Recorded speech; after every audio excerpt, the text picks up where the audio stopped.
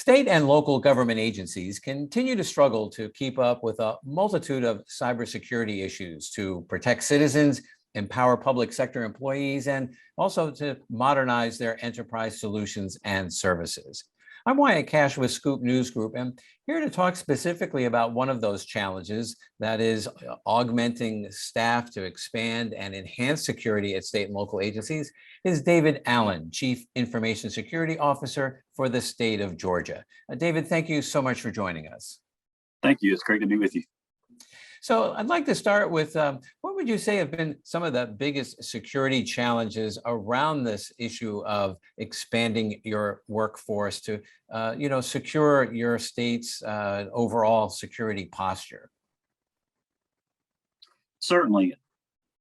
It's been discussed for quite a few years, just the number of cyber vacancies out there and the lack of qualified people to fill them. I mean, this is obviously created a atmosphere of extreme competition out there in the private sector, and in a way that kind of leaves the public sector behind, given that we can't always necessarily compete from a compensation standpoint with some of the talent coming out of the universities and things of that nature. So this is something I've been really focused on since I came into my position a little over 3 years ago.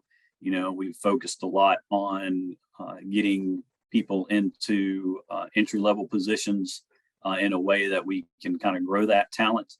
In some cases, people straight out of high school, we've hired people that just have cybersecurity certifications with the intent of, maybe they're just here for 2 or 3 years, but we just continue that recruiting cycle for, a lot of our positions, such as governance, assessments, things like that lend to the maturity of a program. But there's also the side of there, as the field continues to get more and more complex, sometimes there's just some skill sets that you're not going to be able to hire and retain. And in that regard, you're going to have to continue to foster, relationship with your third party providers and things like that for those specific skill sets. If not 24/7, then, have certain contractual arrangements that say if you need a forensic specialist, that you have the ability to reach out and get that capability relatively quickly for your organization. Well, that's a good segue to my next question, which is, so how are you going about trying to solve some of these challenges with your workforce, and how are you using things like modern security solutions and even services to kind of fill the gaps? Well, for the personnel side, I mean, part of the executive branch here in Georgia is the Technical College System of Georgia. So, the current Kemp administration has done a lot as far as promoting programs in that system, specifically around cyber, to try and generate, qualified graduates for, a whole host of needs across the state. We also partner, with the university system as well. Not directly a part of our oversight, but that is a great, partnership. And we continue to do it on those two fronts, and, beginning conversations with the K through 12 on, what those kind of tracks and programs look like to feed, future needs of the state workforce. Just what the motto is, get them when you're young. It's a great springboard in their career. They usually get a lot broader experience in government than they would, in the private sector. So that's pretty much our selling point. The other side of it is the technology piece.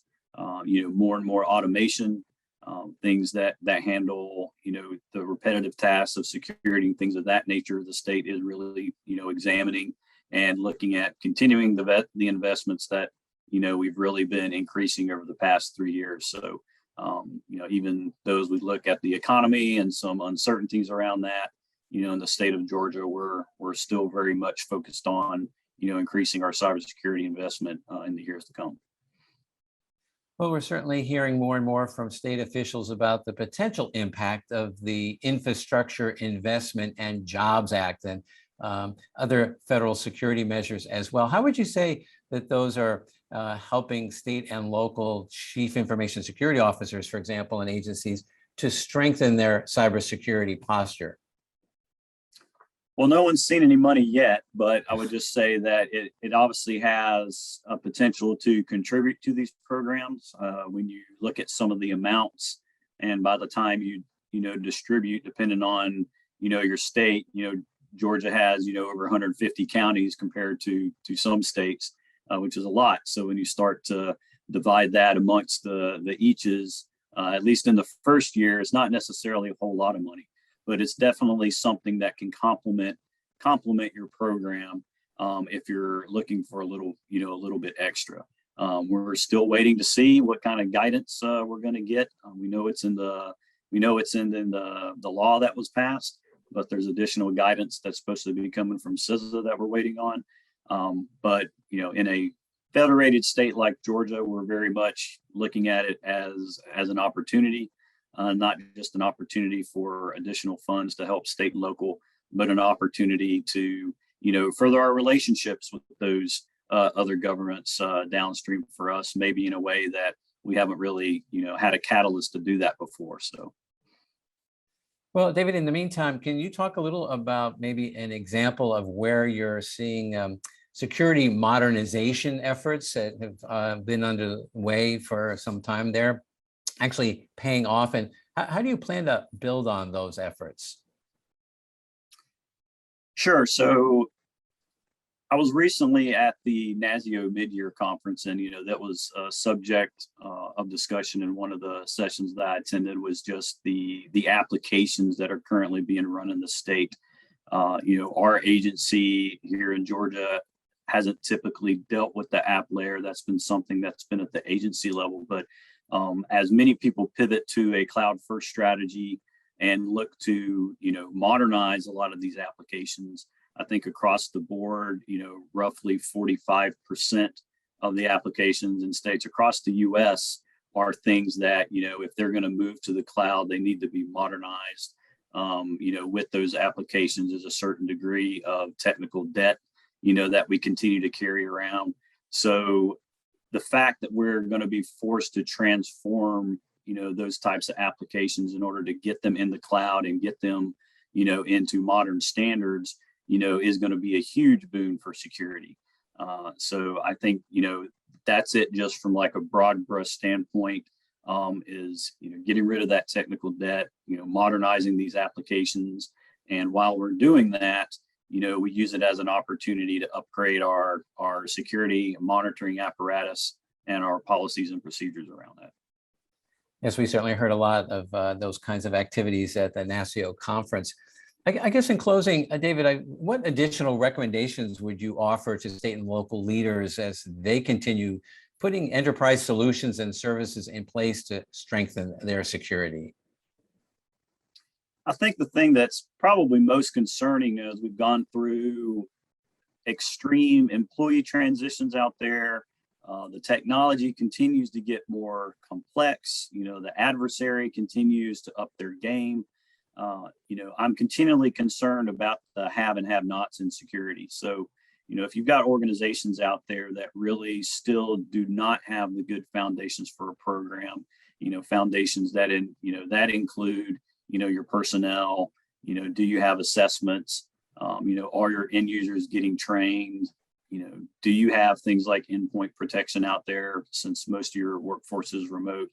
If you're still early in the game, then, you need to find some good partners in the state to help you along your journey. You cannot go it alone at this point. So there's a lot of help out there. We talked about the grant and the funding that can, be used as a springboard for programs that may be lagging or that, churn has prevented you from making any real progress.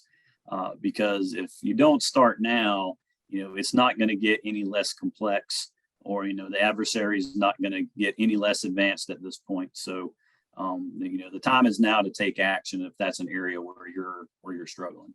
Absolutely. Well, David Allen, thank you so much for taking a few minutes to join us and share some of the things that you're seeing from your perspective in the state of Georgia and on the security landscape. Really appreciate your insights that you've shared with us today. Thank you. Pleasure being here.